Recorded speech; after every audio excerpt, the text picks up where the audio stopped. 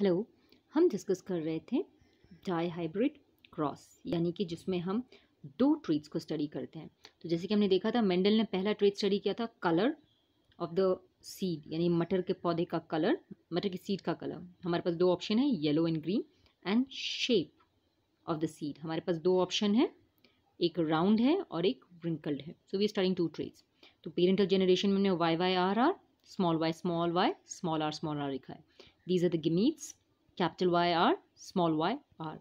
इसके बाद हम जब F1 जनरेशन बनाएंगे तो हम एक वाई यहाँ से लेते हैं, एक वाई यहाँ से लेते हैं, एक आर यहाँ से लेंगे, एक आर यहाँ से लेंगे। और F1 जनरेशन का जीनोटाइप है capital Y, capital R, small R. 100% genotype आपका यही होगा, सारे ऑफस्प्रिंग्स का जीनोटाइप यही होगा। कलर के बारे में बात करें, फिनोटाइप के बारे में बात करें, तो इसका फिनोटाइप हो जाएगा येलो राउंड, यानी कि आपके F1 जनरेशन में 100% offsprings will be yellow round. सभी के सभी ऑफस्प्रिंग्स येलो राउंड होंगे। Now in the next one we will do selfing of the F1 generation, जैसे कि हमने डिस्कस किया था लाइक दिस। और हमने इसके गिमीट्स बनाए थे, वी मेड गिमीट्स ऑफ दीज। और जब हमने इसके गेमीट्स बनाए थे तो हमने ये 4 गेमीट्स बनाए थे, आप यहाँ देख सकते हैं। These are the 4 gametes. ये वाले 4 गेमीट्स पापा की तरफ से आए और ये वाले 4 गेमीट्स मम्मी की तरफ से आए। यानी एग में ये 4 गेमीट्स हैं और पॉलन ग्रेन में ये 4 गेमीट्स हैं। फिर हमने एक प्यूनिट स्क्वायर बनाया था, हर गेमीट को हमने एक कॉलम दिया था और हमने कॉलम भरना सीखा था। जैसे कि अगर हमने ये कॉलम भरना है तो हम इस गेमीट को लेंगे और यहाँ से हम इस गेमीट को लेंगे, we will take these 2 gametes. और अगर हम भरना चाहें तो हम यहाँ से लिख देंगे, जैसे कि अगर हमने ये वाला बॉक्स भरना है लाइक दिस, तो हम कैपिटल वाई यहाँ से लेंगे, स्मॉल वाई यहाँ से लेंगे, कैपिटल आर यहाँ से ले लेंगे और स्मॉल आर यहाँ से ले लेंगे। तो जीनोटाइप हो जाएगा इसका capital Y, capital R, small R. क्योंकि वाई और आर दोनों डोमिनेटिंग है तो इसका शेप हो जाएगा राउंड और कलर हो जाएगा येलो। जब हम इस प्यूनिट स्क्वायर में अलग अलग ऑफस्प्रिंग्स को काउंट करते हैं और F2 जनरेशन में फिनोटिपिक रेशियो निकालते हैं, this is the phenotypic ratio. तो हम फिनोटिपिक रेशियो में देखते हैं कि हमारे पास येलो राउंड 9 आते हैं, 1 2 3 4 5 6 7 8 9। So we have 9 yellow round offsprings. 9/16 का मतलब है कि 16 बच्चों में से 9 हमारे येलो राउंड हैं।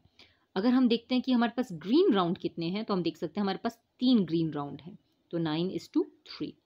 अगर हम देखना चाहें येलो व्रिंकल, तो हमारे पास देख सकते हैं कि हमारे पास 3 येलो व्रिंकल हैं और एक हमारे पास है ग्रीन व्रिंकल। ये हमारे 4 तरह के फिनोटाइप्स हुए, 4 डिफरेंट टाइप के बच्चे पैदा हुए हैं और इनकी रेशियो है 9:3:3:1। And this is the phenotypic ratio of the F2 generation, 9:3:3:1। अगर हम F1 जनरेशन का फिनोटाइप पूछें तो इसका 100% येलो राउंड है, all of them are yellow round. लेकिन हमारा F2 जनरेशन में हमारी फिनोटिपिक रेशियो है 9:3:3:1। ये भी आपको लिखना ज़रूरी है कि 9 आपके पास येलो राउंड है, 3 yellow wrinkle, 3 green round and 1 is the green wrinkle. इसके साथ आपका डायहाइब्रिड क्रॉस कंप्लीट हो जाता है। लेकिन डायहाइब्रिड क्रॉस के साथ एंड में आपको इसका लॉ लिखना ज़रूरी है, which is known as the law of independent assortment. Law of independent assortment ये कहता है कि जो गेमीट्स बनते हैं ड्यूरिंग गेमीट फॉर्मेशन, आपके जो एलील्स हैं वो सेपरेट भी होंगे और कंबाइन भी इंडिपेंडेंटली करेंगे। During gamete formation the 2 alleles of different genes, 2 alleles of separate genes, जब हम डायहाइब्रिड या ट्राईहाइब्रिड क्रॉस करते हैं तो जो अलग अलग जीन्स के अलील हैं, सेपरेट जीन्स के जो अलील हैं, they will separate and combine independently of each other. Separate and combine, वो एक दूसरे से अलग भी हो सकते हैं और किसी के साथ भी कंबाइन हो सकते हैं, इंडिपेंडेंटली ऑफ ईच अदर। तो इसको हम बोलते हैं the law of independent assortment. And dihybrid cross law of independent assortment को प्रूव करता है। अगर आप यहाँ देखें तो ये लॉ ऑफ इंडिपेंडेंट असॉर्टमेंट को प्रूव करता है। आप शुरू में देखेंगे इसमें हमारे पास 2 रेड कलर की क्रोमोसोम है और 2 ब्लू कलर की क्रोमोसोम है।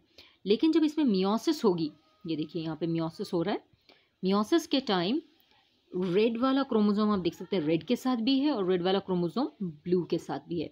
सिमिलरली ब्लू वाला क्रोमोसोम ब्लू के साथ भी है और ब्लू वाला क्रोमोसोम रेड के साथ भी है।